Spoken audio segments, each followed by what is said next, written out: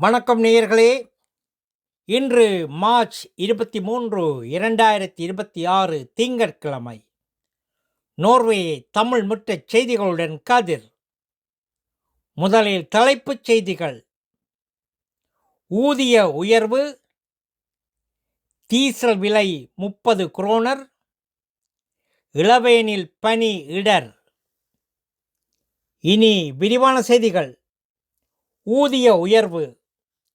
நோர்வேயின் முதன்மை தொழிலாளர் சங்கம் ஃபெலஸ் ஃபோர்புண்டத் தனது ஊதிய வேண்டுகோள்களை NHO நோர்வே வணிகர் கூட்டமைப்பிடம் ஒப்படைத்தது. மார்ச் 26 வரை பேச்சு நடக்கும். உடன்பாடு இல்லையெனில் ஏப்ரல் 7 முதல் நடுவர் முன் தொடரும். டீசல் விலை 30 குரோனர். நோர்வேயில் டீசல் விலை இன்று முதல் முறையாக 30 குரோனரை தாண்டியுள்ளது.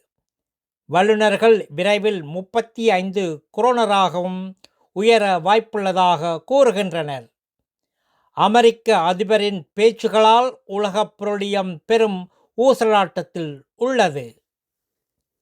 இளவேனில் பனி இடர். நோர்வே நீர்நிலைகளில் பனி மேலோட்டமாக பார்க்க உறுதியாக தெரிந்தாலும் உட்புறம் அது திண்மையிழந்து காணப்படுகிறது.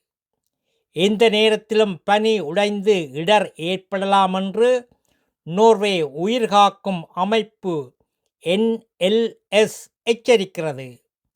பனியின் மேல் நடப்பதை மக்கள் தவிர்க்குமாறு அவர்கள் கேட்டுக்கொள்கிறார்கள். நல்லது நேயர்களே.